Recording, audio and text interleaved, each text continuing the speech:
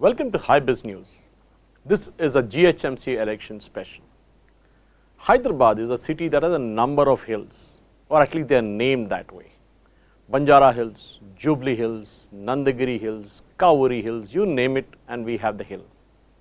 But one cannot spot any of the hills in these places. But the twin cities of Hyderabad and Secunderabad are dotted with flyovers of all shapes and sizes. At least that gives you a feeling that you are among the hills, because you go up and down. Technically, what we have in Hyderabad are not flyovers. They are basically road under bridges or road over bridges. Well, that might help cross a few traffic signals without stopping over. What we need are grade separators at places like Jubilee Hills checkpost, for example, that will enable traffic emanating from multiple directions to be funneled and then exiting into various other directions. But often when confronted with a problem, we resort to the band-aid solution: build a flyover. At the last count, the twin cities of Hyderabad and Secunderabad has over 40 flyovers, and another 17 are under construction, and many more are on the drawing board stage. So as I said, the solution is simple. If you have a traffic issue, build a flyover. I remember one of the earliest flyovers in the twin cities, if one can call that one, which runs over the railway tracks at Begumpet. It was built years ago. Some would say because the then governor of Andhra Pradesh, Mr. K.C. Abraham, would be often stuck at the railway crossing at Begumpet. So what you have the flyover right now, below that was a railway gate.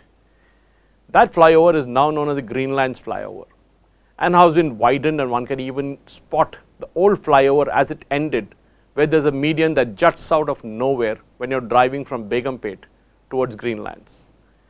Then there are plenty of flyovers to speak of: Hitec City, Hafeezpet, Tarnaka, Lalapet, Narayanguda, Jamai Osmania, Toli Chowki, Kukatpally, Masab Tank. Oh, we have plenty of flyovers. The list goes on and on. Let us look at what happened this year. This year, 6 structures were inaugurated, and as a part of the strategic road development project of the Greater Hyderabad Municipal Corporation. 17 flyovers are in various stages of completion at a budget cost of 1,348 crores.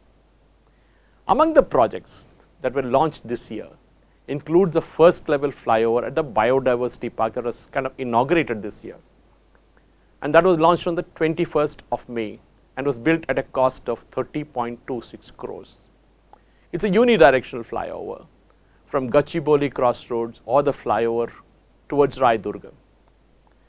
This one was quickly ramped up during the lockdown, and I remember I did a story standing there somewhere in April, first week or second week, and it carries traffic from Gachibowli towards Raidurgam, as I told you before.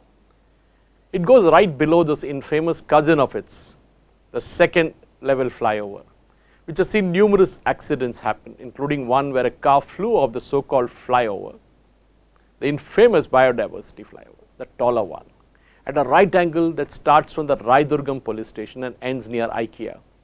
It was designed so brilliantly that we even saw a car fly off, as I told you, and kill an unfortunate soul who was standing below. Not sure if the driver took the word flyover or the fly of the flyover too seriously or literally. Of course, the driver got away, blaming the design of the flyover for the accident. Post the accident, GHMC installed a number of crash guards, rumblers, and even put a 40 km/h speed limit, so that modern day Schumachers don't try their stunts. Which basically brings me to the question: what action has been taken against those who designed the flyover in the first place? Why was safety given a go by? No one knows why, till the next one happens again. Let's look at the next flyover that was inaugurated. And this one, the ribbon cutting happened on the 20th of May. And this is the right hand side flyover near Kamineni Hospital, which is built at a cost of 43 crores. Then comes the Panjagutta Steel Bridge, which was hanging in balance for a long time. There were a lot of discussions, land dispute, compensation, and various issues, and some politicians also, I believe, were involved because the land belonged to them, at least the graveyard belonged to their family. It finally saw the light of the day on the day it was inaugurated, as I told you earlier, and was completed quickly thanks to the lockdown. In fact, I remember seeing kind of a signal there which says 149 days to go kind of thing. and because there was no traffic, they were able to quickly ramp it up, and it was a kind of a girder that was put across the road, and it created a kind of a pathway for extra vehicle that would otherwise get kind of clogged there. This one, which goes over the left part of the graveyard, was a perennial bottleneck for the traffic coming in from Jubilee Hills and going towards Greenlands and Begumpet, and on road number 1, Banjara Hills. The other side of the steel bridge is still work in progress. If you're driving past, you can actually see it, with the girders being put up and welding happening and a lot of activity there. Well, that might take a couple of months and cannot beat the deadline for the inauguration, at least in time for the election. Then comes the Narayanguda right hand side flyover, which is thrown open for motorists on 10th of August 2020. But the big daddy of them all was a Durgam Cheruvu cable stayed bridge that was built to connect the road, the traffic coming in from the road leading up to inaugurated mall, and which should have actually then taken the narrow roads and go along the lake and then finally land up near the Madhapur police station. Well, to avoid that and reduce the traffic on road number 36, this particular cable stayed bridge was built. It's a showpiece. On weekends, it's like a picnic spot. COVID or no COVID, forget it. Now that the traffic will land up on road number 45, it goes without saying that the chaos has actually shifted to the traffic signal at road number 45 because there's no free left turn. And that you can spot in the evening when there's almost a 1.5 kilometer traffic backed up all the way toward the foot of the flyover, which actually lands there. Two arms of the flyover that acts as an approach road to the cable stayed bridge cost about 150 crore. Now, these were the ones that were inaugurated this year. We're not sure how many more will get inaugurated in time for the elections. At least the code of conduct has come into place, and at least the unofficial code of conduct has come into place. So we might not see any more of big inaugurations happening maybe 15 days from now.